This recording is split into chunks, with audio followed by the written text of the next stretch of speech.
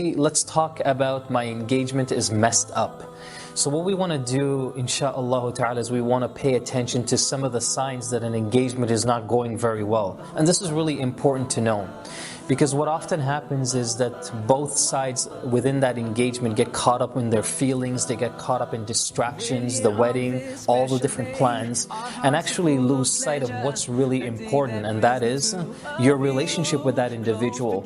Some of the things that might indicate to you that this person may not be the most suitable individual for you. So we want to talk about what some of those signs are, inshaAllah ta'ala. So here's number one.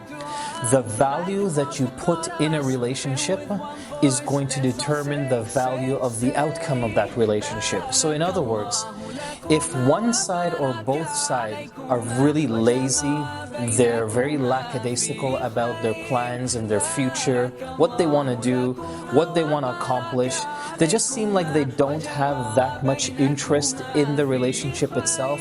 You or one side or both sides, either one person is depending on the other to make all the phone calls, to write all the emails. One side always has to initiate a conversation. Whenever there's a problem, it always seems like the same person has to resolve those issues.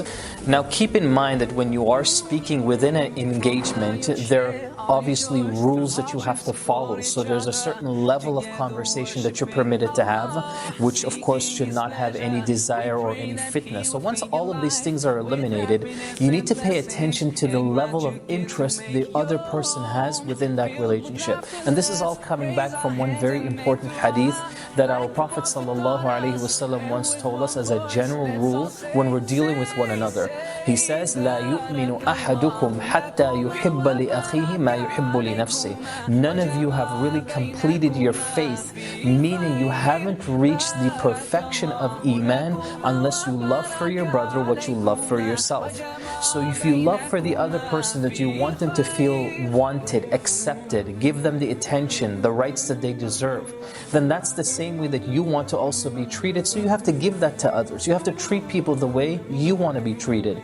And don't expect that somehow when the marriage happens, all of this is just going to unfold and things are just going to be better. This is a really naive approach when it comes to an engagement.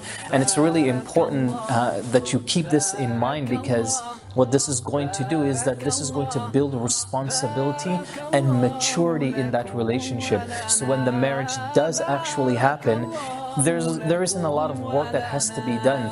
You both know exactly what you want, you both have the responsibility factor in place, and you are both ready to take care of each other. No one is going to be dependent on one person to do all the work like how they were dependent on it during the engagement time. So that's really important. It sets the whole psychology or the mentality for both parties, so when they get married, inshaAllah ta'ala, they can treat each other as equally as possible. So that's the first sign, is to look out of the value or the effort one person is giving to that relationship, because based on that effort, there's a good possibility it's going to reflect the effort that they're going to put in the actual marriage itself. So may Allah subhanahu wa ta'ala bless you all.